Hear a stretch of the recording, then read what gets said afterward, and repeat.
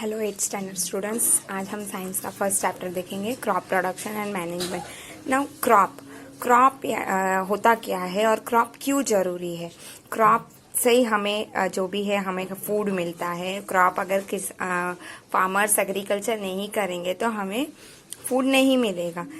और पॉपुलेशन ज़्यादा फूड चाहिए, आप ज़्यादा पॉपुलेशन है तो रेगुलर प्रोडक्शन भी होना चाहिए, वैसे ही प्रॉपर मैनेजमेंट होना चाहिए कि कैसे कितने जगह पे कैसे जाके इतने लोगों को, जो भी लोग हैं उनको उनकी ज़रूरत की फूड मिलनी चाहिए।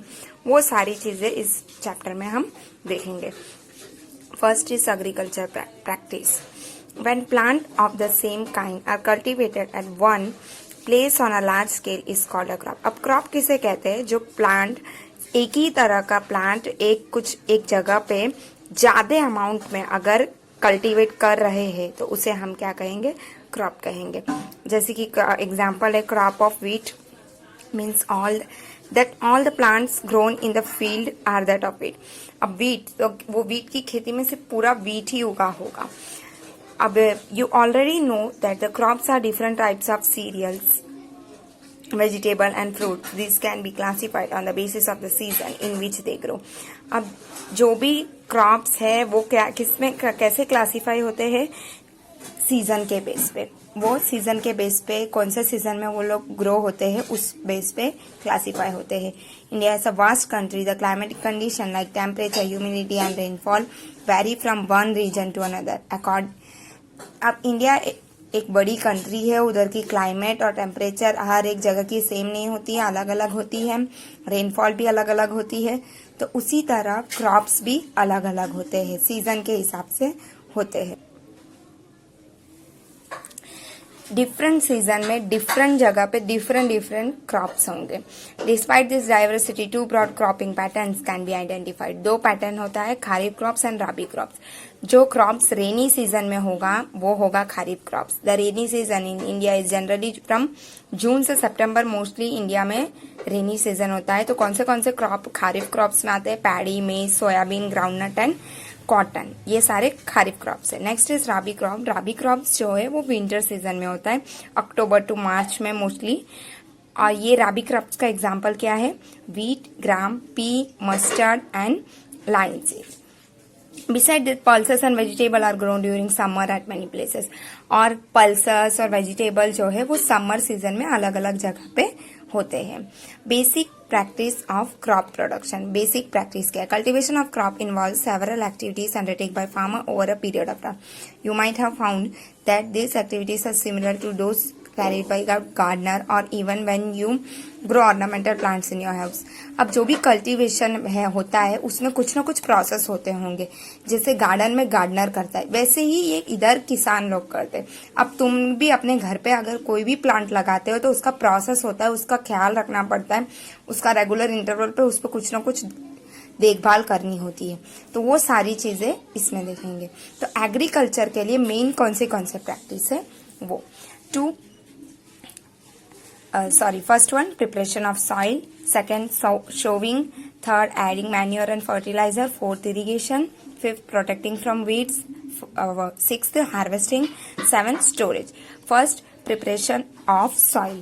सॉइल कैसे प्रिपेयर करते हैं वो लोग? The preparation of soil is the first step before growing a crop. यही पहला स्टेप होता है, क्रॉप उगाने से पहले ये किया जाता है। One of the most important task in agriculture is to turn the soil and loosen it. अब ये बहुत ही इम्पोर्टेंट होता है। वो लोग जो भी सॉइल है उसको लूजन होना चाहिए, मतलब वो जो भी है वो बराबर रेगुलर इंटरवल में ऊपर नीचे वो लोग करते रहते हैं उसे। This allows the root to penetrate deep into soil. इसके वजह से क्या होता है, जो भी रूट है वो बराबर डीप तक जाता है सॉइल में। The loose soil allow the roots to breathe easily even when they go deep into the soil. जो भी लूज सॉइल होते हैं वो ही रूट को अलो करते हैं इजीली अंदर जाने के लिए। The loosened soil help in the grow of earthworm and microbes present in the soil। earthworms देखा होगा रेनी सीजन में मोस्टली ज्यादा आते हैं बाहर। तो ये सारी चीजें ना सॉइल में हमेशा होती है, और कुछ माइक्रोब्स जो इस सॉइल को लूजन करती है। वो उस सॉइल में चलते रहेगा, ऊपर नीचे अप एंड डाउन होते रहेगा, और उसका फूड भी वो डिपेंड भी वो सॉइल में ही रहता है, तो उसके वजह से वो क्या करता है, वो सॉइल को लूज कर देता है, हमेशा वो फ्रेश टाइप रहता है। वो लूज इतना लूज हो जाता है कि उसमें इजीली जो भी रूट है वो जा सकता है। In addition, dead plants and animals get decomposed by soil organism. This way, various nutrients in the dead organism are released back into the soil. These nutrients are again absorbed by plants. अब जो भी soil है उसमें dead plant हो गया, कोई dead animal हो गया, कोई भी चीज जो होता है डेड के बाद वो सॉइल उसे डिकम्पोज करके अपने अंदर सारे न्यूट्रिशन वापस ले लेता है। तो फिर वो प्लांट वापस वो सॉइल से वो न्यूट्रिशन ले लेते हैं। Since only a few centimeters of the top layer of the soil support plant growth, turning and loosening of the soil bring the nutrient-rich soil to the top of the plant can use these nutrients. अब कुछ layer तक ही एक plant हम लगाते हैं तो वो कुछ लेयर तक ही नीचे रहता है, एक ज्यादा पूरा डीप अर्थ के एकदम कोर तक नहीं जाता है, कुछ सेंटीमीटर तक ही वो जाता है। तो इसके वजह से क्या होता है, उतने न्यूट्रिशन वो लेने के बाद दूसरा जो सॉइल होता है नीचे का उसे ऊपर लाया जाता है ताकि उसमें से भी न्यूट्रिएंट्स उसके कलेक्ट हो सके। Turning and loosing of soil is very important for the cultivation of crop. ये बहुत ही इंपॉर्टेंट प्रोसेस है और the process of loosening and turning of soil is called tilling और प्लोइंग। इस प्रोसेस को कौन से नाम से जाना जाता है, प्लोइंग और टिलिंग नाम से जाना जाता है। This is done by using plough. इसके लिए प्लो यूज किया जाता है। यहाँ पे नीचे पिक्चर में दिया है प्लो कैसा होता है, व्हाट हिंदी में हल कहते हैं इसे। इस प्रोसेस से, और अभी मॉडर्न हो गया है तो ट्रैक्टर्स भी यूज करते हैं कुछ लोग। तो इससे क्या होता है, प्लोस आर मेड ऑफ वुड और आयरन। वो या तो वुड से बना रहता है या तो आयरन से बना रहता है। और जो सॉइल एकदम ड्राई हो जाता है तो उसमें वाटर किया जाता है, फिर उसके बाद उस पर प्लोइंग प्रोसेस किए जाते हैं जिससे जो भी सॉइल होते हैं बड़े बड़े क्लम्स उससे लेके छोटे छोटे सब पूरे ब्रेक हो जाते हैं, क्रम्स में हो जाते हैं। फिर उसकी लेवलिंग की जाती है और उसके बाद उसमें मैन्योर ऐड किया जाता है।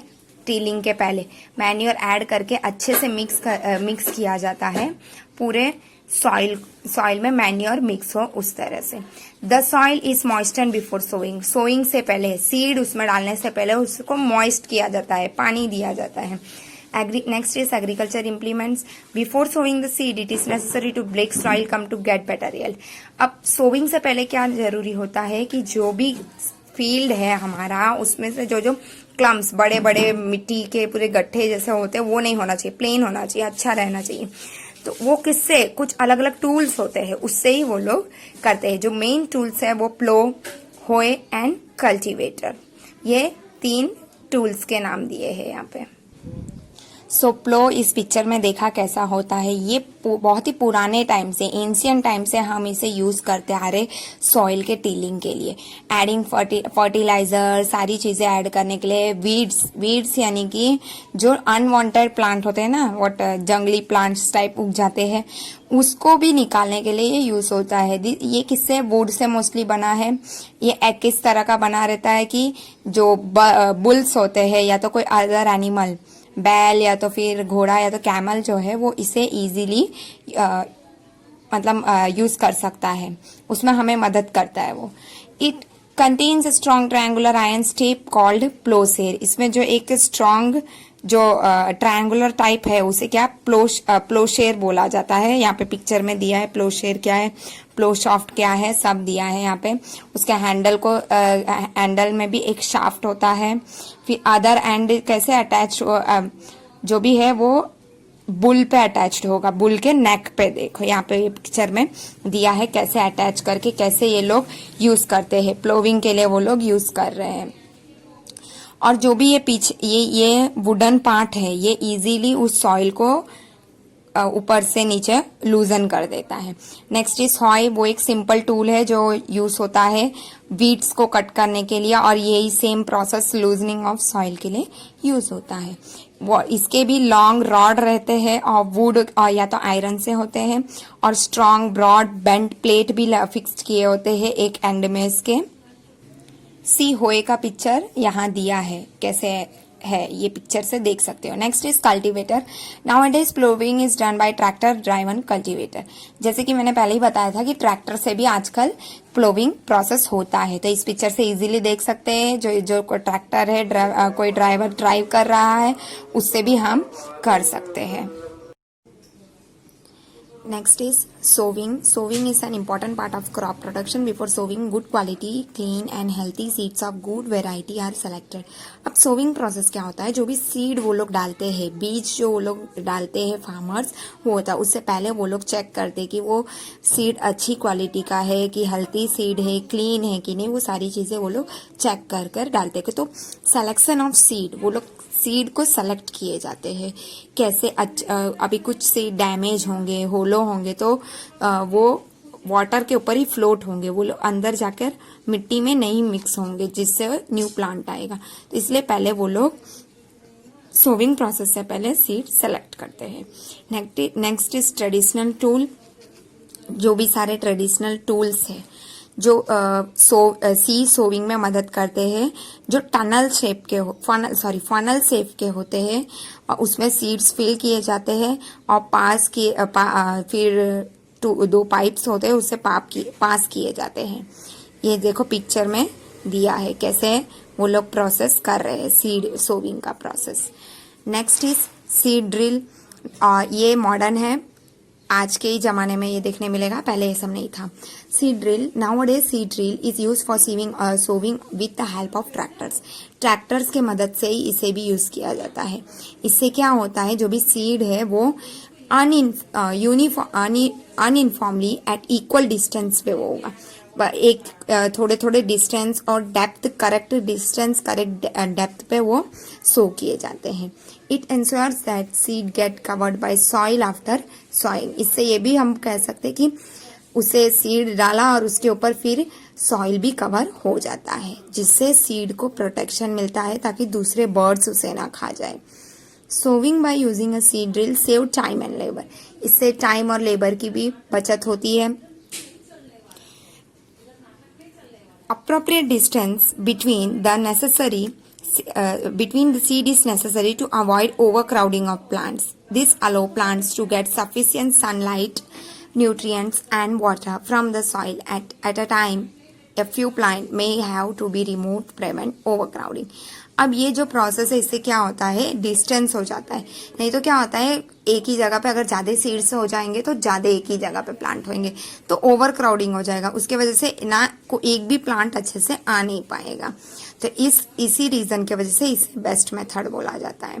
Next is adding manure and fertiliser. कैसे मैन्योर और फर्टिलाइजर ऐड करते हैं? First of all, what is manure and fertiliser? The substance which are added to the soil in the form of nutrients for the healthy growth of the plant are called manure and fertilizer. जो भी substance add हो रहे हैं plant के nutrition के लिए, soil में add हो रहे हैं, जिससे प्लांट हेल्थी ग्रोथ होगा, उसे कहते हैं मैन्योर या फर्टिलाइजर। जो भी सॉइल है उसमें बहुत सारे न्यूट्रिएंट्स हैं, मिनरल्स हैं, तो वो ऑलरेडी क्रॉप को देता है। लेकिन कुछ न्यूट्रिएंट्स जो होते हैं वो प्लांट के ग्रोथ के लिए ज्यादा जरूरी होते हैं। तो कुछ एरियाज में फार्मर क्या करते हैं, पहले क्रॉप डालते हैं, फिर वापस थोड़े इंटरवल में तुरंत क्रॉप डालते हैं। उसी जगह पे ना, जगह तो ज्यादा नहीं चेंज करते हैं, बस क्रॉप चेंज करते हैं। तो उस फील्ड में क्या होता है, जो पहले का कल्टीवेट हुआ रहता है, तो वो क्रॉप वो न्यूट्रिएंट्स लिया रहता है वहां से। तो अभी ये जो न्यू क्रॉप डालेंगे उसके लिए वो न्यूट्रिशन उतना मिलता नहीं है, तो इसलिए एडिशनल में हमें मैन्योर और फर्टिलाइजर ऐड करना पड़ता है। Continuous cultivation of crop make the soil poor in nutrients. Continuously एक ही जगह पे हम सेम क्रॉप अगर डालते जाएंगे तो क्या होता है, उस सॉइल का न्यूट्रिएंट्स जो है वो कम हो जाता है। इसलिए फार्मर क्या करते हैं, मैन्योर ऐड करते हैं, जिससे सॉइल को न्यूट्रिएंट्स मिलता है। इस प्रोसेस को क्या बोलते हैं, मैन्योरिंग बोलते हैं। जो भी इम्प्रॉपर और इनसफिशिएंट मैन्योरिंग है, वो अगर ऐसा इम्प्रॉपर और इनसफिशिएंट मैन्योरिंग होगा तो उससे क्या होगा, वीक प्लांट हो जाएगा, प्लांट एकदम वीक हो जाता है। और मैन्योर होता क्या है, ऑर्गेनिक सब्सटेंस होते हैं, जो भी decomposition of plant and animal waste से बनता है। फार्मर जो है वो प्लांट और एनिमल वेस्ट को एक पिट्स यानी खड्डे में, ओपन प्लेसेस में डाल देते हैं और उसे डीकम्पोज होने छोड़ देते हैं। फिर जो भी डीकम्पोजन हो जाता है उसमें कुछ माइक्रो ऑर्गेनिज्म आ जाते हैं और वो क्या कन्वर्ट कर देते हैं, ऑर्गेनिक मैन्योर में कन्वर्ट कर देते हैं। ये तुमने पहले के क्लासेस में भी पढ़ा होगा। अब मैन्योर देखा, नेक्स्ट इज फर्टिलाइजर। फर्टिलाइजर क्या होते हैं? ये केमिकल्स होते हैं जो रिच होते हैं वो न्यूट्रिएंट्स में। अब वो नेचुरल था मैन्योर, पर ये क्या होते हैं? केमिकल्स होते हैं। फर्टिलाइजर जो है वो फैक्ट्रीज में बनते हैं और कुछ एग्जांपल है जैसे कि यूरिया हो गया, अमोनियम सल्फेट हो गया, फिर पोटैश हो गया, फिर एनपीके नाइट्रोजन फॉस्फोरस पोटेशियम हो गया। ये सारी चीजें जो है वो फर्टिलाइजर का एग्जाम्पल है। The use of fertiliser has help farmer to get better yield of crop such as wheat, paddy and maize. अब ये फर्टिलाइजर से ये सारी क्रॉप्स जो है वो अच्छे से ग्रो होने लगा। बट इसके एक्सेसिव यूज से क्या होता है? सॉइल फर्टाइल कम होता है, फर्टिलिटी कम हो जाती है। Fertiliser have become a source of water pollution, और इससे वाटर पोल्यूशन भी होता है। इसलिए फर्टिलिटी मेंटेन करने के लिए क्या किया जाता है? सब्स्टिट्यूट फर्टिलाइजर जो ऑर्गेनिक मैन्योर के साथ होता है वो ही यूज किया जाता है। The use of manure improve a texture as well as its water retain capacity. It replace the soil with nutrients. अब जो मैन्योर है वो नेचुरल होता है, प्लांट्स और एनिमल वेस्ट से ही होता है, तो वो क्या रहता है? बहुत ही हेल्पफुली रहता है, कुछ ज्यादा साइड इफेक्ट नहीं होते, पर इसके फर्टिलाइजर से होते हैं साइड इफेक्ट। फिर दूसरा एक मेथड है जिससे हम सॉइल की न्यूट्रिशन जो है, न्यूट्रिएंट्स जो है वो ज्यादा इंप्रूव कर सकते हैं, तो वो है क्रॉप रोटेशन। क्रॉप रोटेशन क्या होता है?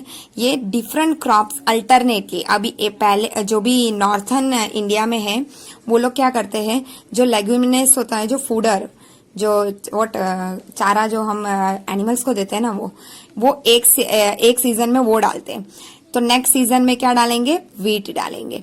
एक सीजन में ये डाला तो दूसरे सीजन में चेंज कर देते हैं, तो इसके वजह से क्या होता है? जो भी नाइट्रोजन लेवल है सॉइल में वो मेंटेन रहता है। जो भी फार्मर्स हैं वो लोग एनकरेज होते हैं ये प्रोसेस को अपनाने में, क्योंकि इससे वो लोग का फायदा भी होता है। पहले के क्लासेस में पढ़ा होगा कि राइजोबियम बैक्टीरिया जो है वो होता है, प्रेजेंट होता है रूट्स में, और उसी से नाइट्रोजन जो है वो एटमॉस्फेयर से प्लांट्स तक जाता है। सी यहाँ इस टेबल में दिया है फर्टिलाइजर और मैन्योर में क्या डिफरेंस है, वही दिया है जो हमने पहले पढ़ा था वही। नेक्स्ट फिर एडवांटेज ऑफ मैन्योर। मैन्योर का क्या एडवांटेज होता है? इससे क्या होता है कि ये ऑर्गेनिक होता है, तो फर्टिलाइजर तो केमिकल का होता है, ऑर्गेनिक है, ये नेचुरल है, तो ये बेटर होता है उससे, क्योंकि ये जो है वाटर होल्डिंग कैपेसिटी, जो सॉइल है वो वाटर होल्डिंग उसका जो टाइमिंग है वो उसे ये बढ़ाता है। It makes the soil porous due to which exchange of gases become easy. Soil को ये क्या करता है? पोरस बनाता है, जिसकी वजह से जो एयर है, एक्सचेंज ऑफ गैसेस इजीली हो सकता है। It increase the number of friendly microbes. Microbes भी जो है छोटे छोटे माइक्रो ऑर्गेनिज्म, उसको भी ये इंक्रीज करता है, उसे मारता नहीं है। It improves the texture of the soil. Soil की टेक्सचर भी बनी रहती है। Next process irrigation. इरिगेशन अब क्या होता है? जो भी लिविंग ऑर्गेनिज्म है उसे वाटर जरूरी है रहने के लिए, चाहे वो कोई भी लिविंग ऑर्गेनिज्म हो, छोटे से छोटी चीजें को भी वाटर की बहुत जरूरी होती है। तो जो भी वाटर है वो प्लांट का रूट एब्सॉर्ब करता है, उसके बाद वो वाटर के साथ जो भी मिनरल है, फर्टिलाइजर है, सारी चीजें, न्यूट्रिशन है, मिनरल, सारी चीजें वो एब्सॉर्ब करता है वाटर के साथ। Plant contain nearly 90% of water. Plant में मोस्टली 90% वाटर होते हैं। वाटर क्यों जरूरी है प्लांट्स में? अगर वाटर नहीं रहेगा तो सीड जो है वो जर्मिनेट ही नहीं होगा, सीड में से न्यू प्लांट निकलेगा ही नहीं अगर वाटर नहीं रहेगा तो फॉर जर्मिनेशन ऑफ प्लांट बहुत ही जरूरी है। फिर under dry condition nutrients dissolve in water are transported to each part of plants. जो भी न्यूट्रिएंट्स है पानी में डिजॉल्व है वो पूरे ट्रांसपोर्ट होते हैं पूरे प्लांट में। Water also protects the crop from both Frost and hot air currents. Water जो है उसे गर्मी से भी बचाता है, ठंडी से भी बचाता है प्लांट को। To maintain the moisture of the soil for healthy crop growth, और मेंटेन करता है मॉइस्चर को जिसके वजह से हेल्थी क्रॉप होते हैं। Field have to be watered regularly. देखा होगा कि जो भी फार्मर्स होते हैं उनका फील्ड जो है वो रेगुलरली, वो इंटरवल टाइम फिक्स होता है, उतने में वो लोग उसे वाटर करते हैं। To supply the supply of water to the crops at regular interval is called irrigation. Irrigation किसे कहते हैं? जो भी पानी का सप्लाई हो रहा है परफेक्ट टाइम में, इंटरवल में, उसे ही इरिगेशन कहते हैं। जो भी टाइम फ्रीक्वेंसी होते हैं वो अलग अलग होते हैं, अलग अलग क्रॉप के हिसाब से। कुछ क्रॉप को ज्यादा पानी चाहिए रहते, कुछ को कम चाहिए रहते, कुछ सॉइल को, और कुछ सीजन में कम पानी, जैसे कि बारिश में हमें कम पानी से ही आराम से एग्रीकल्चर हो जाता है, समर में ज्यादा रहता है। तो ये सारी चीजें इरिगेशन में आती है। Next is sources of irrigation. अब इरिगेशन का सोर्सेस क्या है? Sources of irrigation, water for irrigation are wells, tube wells, ponds, lake, river, dams and canals. ये सारी चीजें हैं सोर्सेस ऑफ इरिगेशन का। फिर यहाँ पर कुछ है ना ट्रेडिशनल मेथड जो हम पहले से करते आ रहे, वो मेथड भी दिया है। जो पानी वेल्स में अवेलेबल होते हैं, लेक्स में होते हैं, कैनल में, उसे डिफरेंट मेथड से वो लोग अपने फील्ड तक लेके आते हैं। वो ये पिक्चर्स में देखो दिया है कैसे निकाल रहे हैं। What moth, chain pump, what देखली एंड राहत, ये सब अलग अलग प्रोसेस है जिससे वो लोग वो जो अंडरग्राउंड वाटर रहता है ना उसे यूज करते हैं फार्मिंग के लिए, और ये सब पुराना प्रोसेस है। कैटल और human labour used in this method. इसमें ह्यूमन या तो फिर कैटल एनिमल्स की यूज किए जाते हैं इस प्रोसेस में। और ये मेथड क्या है? चीपर है, जो मतलब सस्ता होता है, ज्यादा एक्सपेंसिव नहीं होता है, लेस एफिशिएंट होता है। और इसके दो प्रोसेस है, मोथ एंड चेन पंप। ये देखो पिक्चर में दिया है मोट एंड चेन पंप कैसे होता है, देख सकते हो तुम लोग। Next modern method of irrigation. Modern method of irrigation में कौन से सिस्टम आते हैं? मॉडर्न मेथड में क्या है? इसमें हम वाटर को इकोनॉमिकली यूज करते हैं। ये एक्सपेंसिव, मतलब ये थोड़ा इससे जो पहले का ट्रेडिशनल सिस्टम था उससे ये थोड़ा एक्सपेंसिव होता है। इसमें फर्स्ट है sprinkler system. And now sprinkler system में क्या होता है? इस सिस्टम में क्या होता है, जो भी मोर यूजफुल और अनइवन लैंड होता है ना, जहां पानी की ज्यादा जरूरत नहीं होती है, वहां ये, जैसे कि the perpendicular pipes having rotating nozzles. एक पाइप होगा, उसमें जो नॉजल्स होगा वो रोटेट होता है, वो एक पाइप से उसके बाद वो रोटेट होता रहेगा, वो घूमता रहेगा, और मेन पाइप से वो जुड़ा रहता है। तो वाटर जो है वो फ्लो होगा मेन पाइप से, प्रेशर से फिर पंप से आएगा, और वो जो भी नॉजल्स रोटेट हो रहा है उसमें, तो वो स्प्रिंकल होता जाएगा, सारे जगह में रोटेट होता जाएगा। तो गार्डन्स में मोस्टली देखा होगा ये तुमने, जो भी है, जैसे लगेगा रेन हो रहा है, बारिश की बूंदे गिर रही है ना, वैसे प्रोसेस में होता है। ये कहाँ यूजफुल है? Sprinkles are very useful for lawns, coffee plantation में यूज है, और अदर इसमें यूज है। यहाँ पे देखो पिक्चर में दिया है कैसे प्रोसेस में है करके। Next is drip system. In this system, the water flow drop by drop directly near the root. So it is called drip system. इसे drip system क्यों बोलते हैं? जो भी ये है ना वाटर है, वो छोटी छोटे पाइप से ना होते हैं, डायरेक्ट रूट के पास ही एक ड्रॉप बाय ड्रॉप गिरते रहेगा इस प्रोसेस में, इसलिए इसे ड्रिप सिस्टम बोलते हैं। ये बेस्ट टेक्निक है वाटरिंग के लिए, फ्रूट प्लांट्स, गार्डन्स और ट्रीज के लिए। इससे क्या है, वाटर वेस्ट भी नहीं होता है। It is boon in regions where availability of water is poor. ये उस जगह पे एक वरदान जैसे काम करता है जहां पानी की कमी होती है, जहां पानी की बहुत कमी होती है ना, वहां ये प्रोसेस ज्यादा काम में आता है, क्योंकि इससे वाटर बहुत ही बचता है, वेस्ट नहीं होता है। Next is protection from weeds. Weeds से कैसे बचाएंगे हम? अब पहले वीड्स होता क्या है? जो भी अनडिजायरेबल प्लांट्स होते हैं ना, वो वीड्स होते हैं। मतलब अब हम कोई और क्रॉप डाले, लाइक गेहूं डाला या तो राइस डाला, पर है ना उधर देखना कुछ अनवांटेड प्लांट्स निकल आते हैं, हम है ना उसे जंगली कहते हैं, जंगली प्लांट जैसे निकल आते हैं, उसे वीड्स कहते हैं। The removal of weeds is called weeding. तो इसे जो निकालने का प्रोसेस होता है उसे वीडिंग कहा जाता है। वीडिंग क्यों नेसेसरी है? क्योंकि जो वीड्स है ना, वो complete with crop plants for water, nutrients, space and light. अभी अगर ये वीट को हम जो हमारा मेन क्रॉप है उसी में छोड़ देंगे तो क्या होगा, तो जो प्लांट के लिए हम जो प्लांट को वाटर हम दे रहे हैं वो उसका वाटर के साथ compete करेगा, वो भी वो वाटर लेगा, वो भी वो न्यूट्रिशन लेगा, वो भी उससे जगह भी चाहिए रहेगा, उससे लाइट। तो इसके वजह से हमारा जो मेन क्रॉप है ना उस पर असर आएगा, उसका ग्रोथ जो है वो कम होने लग जाएगा, उसे कम न्यूट्रिशन मिलेगा, ऐसा होने लगता है इसके वजह से। और कुछ तो ऐसे होते हैं कि जो पॉइजनस भी होते हैं जो एनिमल्स और ह्यूमन बीइंग के लिए। तो फार्मर ने क्या किया, बहुत अलग अलग तरीके होते हैं ये वीड्स को रिमूव करने के लिए और इसके ग्रोथ को कंट्रोल करने के लिए। तो पहले tilling before sowing of crop help करता है, जिससे क्या होता है जो भी वीड्स के रूट भी होते हैं ना वो भी निकल जाते हैं, विच में then dry up and get mix with the soil. उसके बाद वो प्लांट भी मिक्स हो जाता है सॉइल से। The best time of the removal of weed is before they produce flower and seed.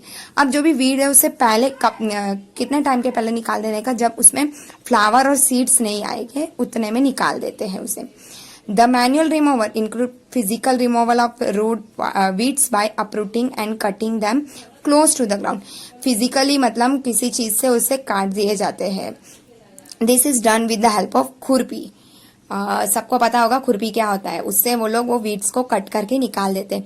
फिर जो भी सीड ड्रिल है वो भी यूज करते हैं इसमें। सीड ड्रिल पहले देखा था ट्रैक्टर की मदद से वो यूज किया जाता है। वीड्स जो है वो कंट्रोल भी किया कर सकते हैं, किया जा सकता है कुछ केमिकल से, जिसे वीडीसाइड्स कहा जाता है। जैसे कि वो नाम दिया है 2,4-D। ये जो है स्प्रे किए जाते हैं, जिसके वजह से जो भी वीड्स है ना वो मर जाएंगे, हमारे क्रॉप को कुछ भी नहीं होगा। The weedicide are diluted with water to the extent required and sprayed in the field with a sprayer. See in this ये पिक्चर में देख सकते हो कि उसे वाटर में मिक्स करके फिर स्प्रे किया जा रहा है क्रॉप्स पे, तो जो भी वीड्स होंगे वो मर जाएंगे। The weedicide are sprayed during the vegetative growth of weeds before flowering and seed formation. अब ये वीड्स पे कब डालते हैं, जब वो फ्लावर सीड सब आने से पहले ही वो लोग डाल देते हैं। और जो भी स्प्रे किया जाता है ये वीडीसाइड, उससे क्या होता है फार्मर के हेल्थ को भी असर पड़ता है। इसलिए देखो यहाँ पे मास्क सब पहन के ही वो फार्मर्स यूज कर रहे हैं। So there should use of this chemical very carefully, बहुत केयरफुल से वो लोग यूज करते हैं। वो लोग अपना नोज माउथ सब एक पीस ऑफ क्लॉथ से कवर करके ही यूज करते हैं। Next is harvesting. Harvesting of a crop is an important task. The cutting of crop after it is matured is called harvesting. Harvesting किसे कहते हैं, जब क्रॉप रेडी हो जाता है तो उसे जब कटिंग किया जाता है उसे कहा जाता है हार्वेस्टिंग। हार्वेस्टिंग जो भी है वो एकदम ग्राउंड के क्लोज में, सबने देखा होगा कि कैसे वो लोग कटिंग करके निकालते हैं। कितना टाइम लगता है, ये 3 to 4 मंथ लगता है सीरियल क्रॉप के लिए मैच्योर होने में। और हार्वेस्टिंग जो है हमारी कंट्री में किससे मोस्टली किया जाता है, मैन्युअली बाय सिकल। देखो पिक्चर दिया है सिकल कैसा दिखता है, या तो फिर अभी तो मॉडर्न आ गया है मशीन्स होते हैं, हार्वेस्टर कहा जाता है। जो भी हार्वेस्टेड क्रॉप है उसे उस मशीन में डाला जाता है, जो भी हमारा ग्रेन्स है वो अलग से निकल के आ जाता है। फिर जो भी चाप से अलग निकल के आ जाता है उसे क्या कहा जाता है, थ्रेशिंग प्रोसेस कहा जाता है। ये जो भी प्रोसेस है वो मशीन, इस मशीन का नाम क्या है, कंबाइन। देखो पिक्चर में दिया है, जो दोनों काम कर देता है, हार्वेस्टर का काम भी कर देता है, थ्रेशर का भी काम कर देता है। Farmer with small holding of land do the separation of grain and चाप बाय विनोविंग। देखो ये विनोविंग प्रोसेस तुम लोग पहले के क्लासेस में भी पढ़े होंगे। अब जो फार्मर के पास बड़ी बड़ी जमीन नहीं होती है, पुअर होते, वो छोटे फार्मर होते, वो लोग खुद ही विनोविंग प्रोसेस कर लेते हैं। इतनी बड़ी बड़ी मशीन वो लोग अफोर्ड नहीं कर पाते हैं। Next is storage. Storage of produce is an important task. If the harvested grain are to be kept for longer time, they should be safe from moisture, insect, rats and microorganism. अब storage क्या होता है, जो भी हमने production किया है crops का वो बहुत ही जरूरी है कि उसे हम स्टोर भी करके रखें, क्योंकि ज्यादा टाइम तक हम उसे रखते हैं। और उसे किससे किससे हमें बचाना पड़ता है, मॉइस्चर, गीला हो जाएगा तो खराब हो जाएगा, इंसेक्ट, कीड़े मकोड़े लग सकते हैं, रैट्स और अलग अलग माइक्रो ऑर्गेनिज्म भी होते हैं। तो बहुत ही जरूरी है कि उसे स्टोर करके रखें। Harvesting grains have more moisture. Harvested grains have more moisture. If freshly harvested grains are stored without drying, they may get spoiled and attacked by the organism, making them unfit for use of the germination. अब जो freshly harvest करके काट के लेके आते हैं ना, वो सारी सीड जो होती है वो अगर तुम उसे बिना सुखाए ऐसे ही स्टोर करके रख देंगे तो वो खराब हो जाएगा, फिर उससे दूसरे प्लांट भी नहीं आएंगे, वैसे हो जाएगा. Hence, before storing them, the grains are properly dried to the sun in reduce the moisture in them. इसलिए सन की रोशनी, सन के धूप में उसे सुखाया जाता है. This prevent the attack of insect and pest, bacteria and fungi. इससे क्या होता है, जो भी इंसेक्ट के अटैक से बचा सकते हैं, बैक्टीरियल नहीं लगेंगे, फंगाई नहीं लगेगा उसमें. सी पिक्चर्स में दिया है कैसे ग्रेन्स को स्टोर करके रखा गया है, यहाँ पे दिया है. जो भी फार्मर्स होते हैं वो लोग जूट बैग्स में या तो फिर मेटालिक बिन में, जूट बैग सबको पता होगा, गोनी टाइप आता है ना, उसमें स्टोर करके रखते हैं. बड़े बड़े अमाउंट में जो भी हमारा फूड ग्रेन्स होता है उसको कैसे done in silos and granaries to protect them from the pest like rat and insect. उससे बचाने के लिए उनको अरेंज करके वो लोग बंद पैक करके रखा जाता है जिससे उसे बचा सकते हैं. Dried neem sleeves are used for storing food grain at home. घर में देखा होगा कि सूखे नीम के पत्ते डाले जाते हैं कि उसमें जो है माइक्रो ऑर्गेनिज्म ना पड़े, कीड़े ना पड़े. For storing large quantities of grain in big godowns, specific chemical treatment are required to protect from the pest and microorganism. अब हम घर में थोड़ा कम ही ग्रेन रहता है इसलिए हम नीम के पत्ते यूज करते हैं, पर बड़े बड़े फैक्ट्रीज में क्या होता है, बड़े बड़े गोडाउन्स में क्या होता है, उसमें वो लोग केमिकल स्प्रे करते हैं जिससे रैट से, इंसेक्ट से सब बचा सके. सो एग्रीकल्चर समझ में आया होगा, क्या क्या प्रोसेस होते हैं अलग अलग, कैसे एक क्रॉप को लोग कल्टीवेट से लेके स्टोर करके रखते हैं, बचा के रखते हैं, वो हमने देखा. और ऐसे ही एनिमल जो होते हैं वो लोग घर में पाला जाता है, फार्म में फार्म में, घर में उसे पाला जाता है, प्रॉपर फूड दिया जाता है, रहने के लिए जगह दिया जाता है और केयर किया जाता है. जो ऐसे एक ही जगह पे ज्यादा एनिमल्स को अगर वो लोग प्रोटेक्ट करके रख रहे, केयर कर रहे, फूड दे रहे, रहने के लिए जगह दे रहे, उसे क्या कहा जाता है, एनिमल हस्बेंड्री कहा जाता है. सो यहाँ हमारा फर्स्ट चैप्टर कंप्लीट हुआ. Thank you.